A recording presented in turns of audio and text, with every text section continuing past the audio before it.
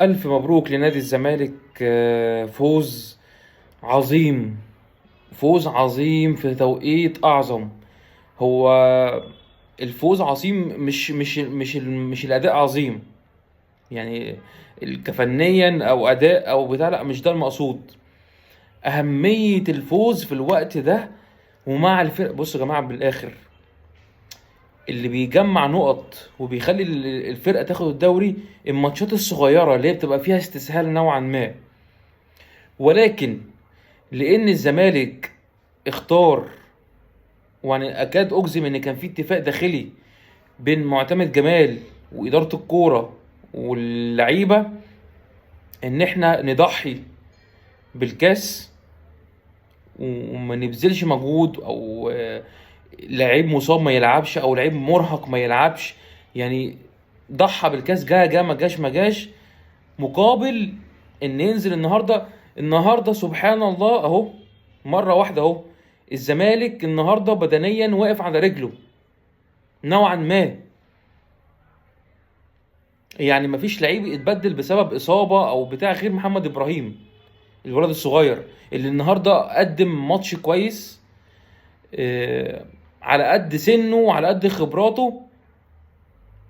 اوفر بتاعه كويس مش وحش يعني. كان في لا كام لمحه ليه كده كويسين، في ظل ان هو خبرات قليله بدنيا لسه مش قادر يجيب الفرق الدوري الممتاز. هو متعود على اللعب بتاع ناشئين، ماتش كل فين وفين، ماتشات ضعيفه مفيش احتكاك بدني قوي، فبدنيا مش قادر يجاري لسه. لكن هو عنده الولد كويس ممكن يجي منه قدام. آه، ادى النهارده شكله. فالوحيد اللي كان تعبان هو، مفيش غيره.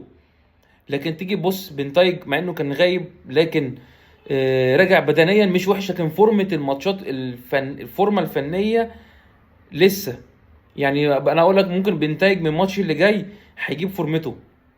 الماتش اللي جاي والماتش اللي بعده بنتايج لو بس يعني يا رب ما يتصابش بس ولا يقع بدنيا، هيجيب فورمته الفنية.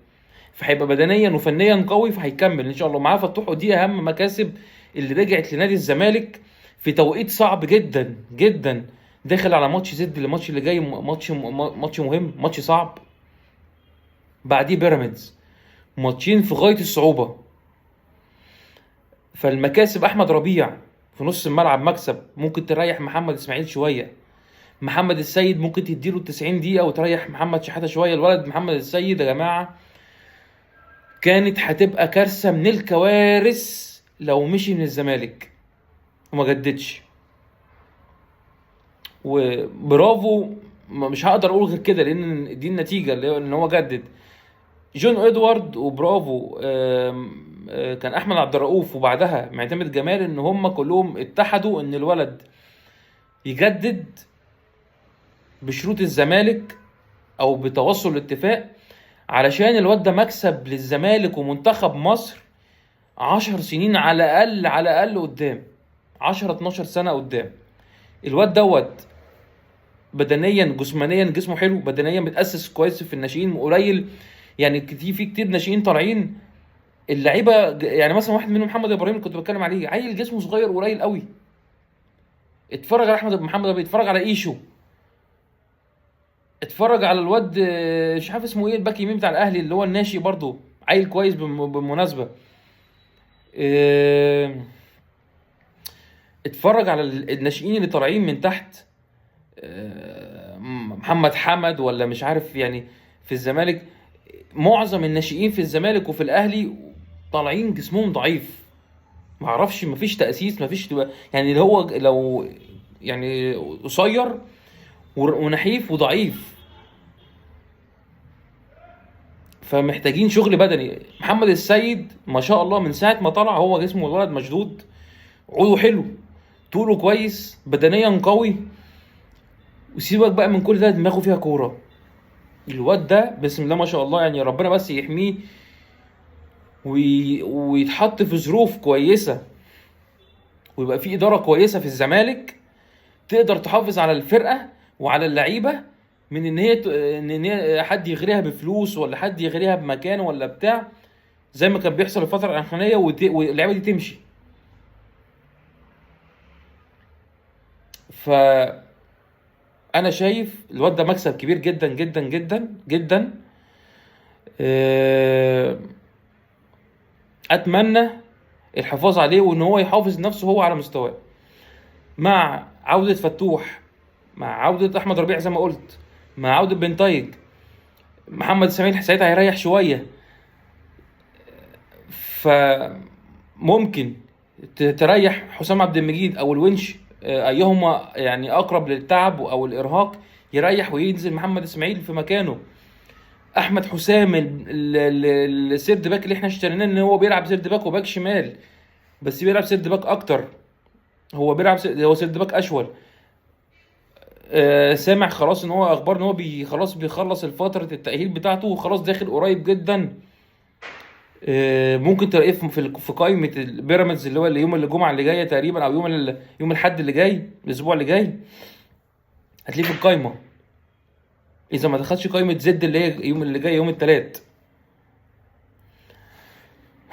ففي فرصه، في فرصه كبيره ان الزمالك يحافظ على الدوري. دلوقتي ترتيب الدوري ايه؟ سيراميكا الاول، الزمالك الثاني، بيراميدز الثالث، الاهلي الرابع. فرق نقطه بين كل الفرق ديت، بين الاربع فرق فرق نقطه، ولكن سيراميكا بتقدم بماتش زياده عنهم، عن الاهلي والزمالك وبيراميدز. ولكن الفرقه اللي بتكمل دايما اللي عندها زي ما بنقول دكه كويسه، دكه قويه، تقدر تجاري طول الدوري وضغط المباريات. ده متوفر في بيراميدز وفي الاهلي، وبيحاول دلوقتي يعمله معتمد جمال. بصراحه بيحاول يعمله دلوقتي معتمد جمال، بيحاول يوفر دكه، يعني شويه يريح احمد شريف، شويه يريح حدي الدباغ، شويه يريح الجزيري. ونفسي تفوق يا جزيره، ابوس ايد رجلك. شويه يريح محمد اسماعيل واحمد حمدي، شويه يريح عبد الله، شويه يريح عمر جابر. بنتايج وفتوح هيشيلوا بعض. فيعني ان شاء الله ممكن نقدر نوصل لاخر نفس في البطوله، بشرط التركيز والهدف، واهم حاجه توفير الماديات للاعيبه دي علشان تقدر تدي. في لعيب ممكن يبقى سليم بس يكره اللعب ويكره ان هو يدي ويلعب باحباط وقرف. ولكن معتمد جمال، شكرا ليك على اللي انت بتعمله على قد امكانياتك انت الفنيه، انت بتدي اقصى ما عندك. معتمد جمال يا جماعه مش مدرب قوي، يعني ما تحطش في دماغك انت كمشجع ان معتمد جمال مدرب قوي. لا، هو مدرب مجتهد جدا، بيعمل اللي عليه. هو بيعمل حاجه واحده او اتنين اللي قادر يعملهم او اللي يعرف يعملهم فبيعملهم، وما بيألفش كتير، بيلعب على قد امكانياته، فمعادله مظبوطه، فبيأدي ان هو يكسب في الاخر. واخيرا بقى، ايه يالا فتوح ده؟ يالا ايه الهيد ده؟ ايه القطعه دي؟ ايه الطيران ده؟ ايه ده؟ جمال عبد الحميد ده ولا عبد الحليم علي؟ بصراحه طلعت الزمالك بالكوره، وكنا في احوج الحاجه ليك بعد تعب عبد الله السعيد. نزلت عطيت استحواذ للزمالك في نص الملعب مع محمد شحاته، وكمان قطعت وزدت لجوه في ال 18، وده ادى ان انت تجيب الجول الاولاني، وادى ان انت تعمل اسيست. المفروض انت تاخد رجل المباراه، لكن الونش برضه يستحق بصراحه. الونش بقى له كام ماتش بيشيل الزمالك بجد، ابتدى يستعيد فورمته بجد الونش، يعني قرب من الفورمه اللي هي بتاعت قبل الاصابه مرتين، يعني قرب لها بنسبه 80 90%. الونش فاضل له تكه كمان، لو يقف على رجله بدنيا ويرتاح ممكن. هو مرهق بدنيا كمان، لو ارتاح اكتر من كده هيبقى احسن من كده. عالمي، عالمي، وهو عم مغمض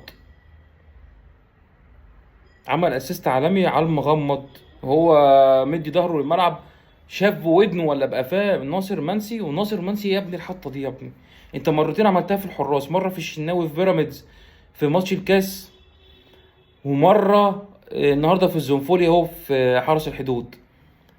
بيتقل قوي على الكوره ورجله مظبوطه على الجون. يعني انت ناصر منسي مجتهد، وانا كنت متاكد اقسم بالله العظيم كمان مره 100%، بس ده توفيق من عند ربنا الاحساس ده، ان ناصر منسي في الماتش رقم 100 ليه لازم هيجيب جون.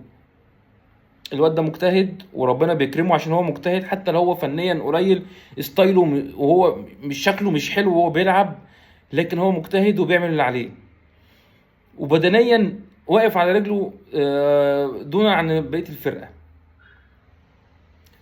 الف مبروك لنادي الزمالك، بالتوفيق للي جاي ان شاء الله، وان شاء الله الزمالك يستمر نحو الصداره باذن الله. السلام عليكم.